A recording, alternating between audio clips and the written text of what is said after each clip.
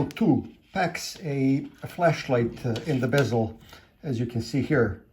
And it's not some screen glow thing. It actually shines forward and comes in handy way more often than you would think.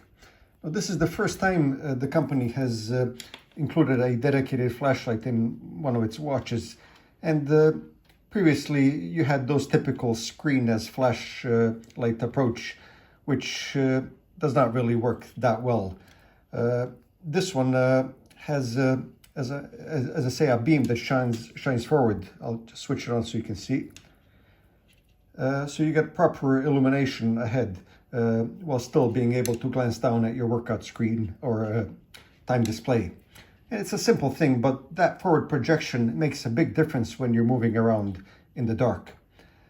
And it's not just for athletes. The flashlight makes itself useful in everyday situations as well. For example, finding a way to the bathroom at night, or looking for something under the sofa, or navigating a campsite after a sunset. Having one of these lights on your wrist means one less thing to fumble for. It becomes one of those features you don't plan for but end up using very often. So, how do you actually switch it on? Let's start from the beginning. Basically, the easiest way to switch it on, well, you have two options. One is through the control panel. You activate the control panel and then tap on flashlight. And that switches it on. Now, the better option I find is to actually set up a shortcut. So if you click on customize, you can find the top shortcut, so you can create a shortcut for that button or the bottom one. And I've created it for the bottom button. Now what that means is a long press of this button will switch the flashlight on. And then you can scroll through the various settings. By default, it switches on to 50% brightness. Now you can go up to 75% and 100%. That's the strongest beam you can have.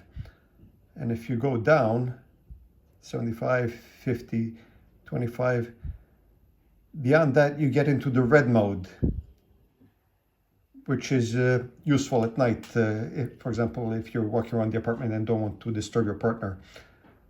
Then we have the SOS, which flashes a SOS signal.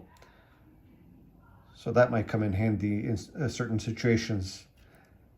There's a breathing mode, which I'm not sure how useful it is, but I think the idea here is to synchronize your breaths with the way the light flashes.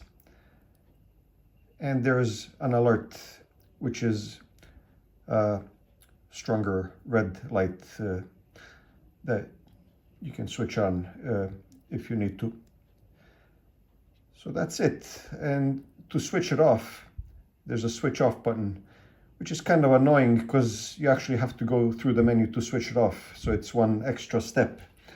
But I find the flashlight works well. I mean, I've recently tested the one that can be found on the Amazfit T-Rex 3 Pro, and the strength of the light is pretty comparable. I mean, if you look on social media, there are some complaints that the light is not very strong, but I mean, this isn't a proper flashlight like a headlamp. I mean, you can't really compare an LED flashlight on a watch to a headlamp, but I think the beam strength and spread is good for a wrist light. Now, worth noting is that the watch remains fully usable while the flashlight is on, which means you can track a workout or check metrics without needing to angle your arm towards the path. Now, beyond the annoyance that you have to go through the menu to switch the flashlight off, another slight annoyance is that whenever you switch the flashlight on, it defaults to the same brightness mode when activated, so 50%. And if you prefer a specific setting, like the red light for night use, for example, you'll need to reselect it every time. There's no memory of your last used mode. But overall, I think the flashlight on the Suunto Vertical 2 is more than just a novelty. it's a pretty well executed feature that proves genuinely useful. Once you get used to having it, you'll probably reach for it more often than expected. It works best as a convenience light rather than something you'd rely on for long night hikes, but within that range it performs well. It also helps that it's built into an already rugged device, so you're not really worried about it breaking or draining battery life excessively. And that's pretty much it. It's not a feature that will sell a watch on its own, but it's exactly the sort of thing that turns a multi-sport device into a reliable everyday tool. Now you might be wondering how this actually looks in the dark, and I'll leave you with this short clip at the end showing the various modes in a dark setting. Don't forget to like, share and subscribe. See you in the next video.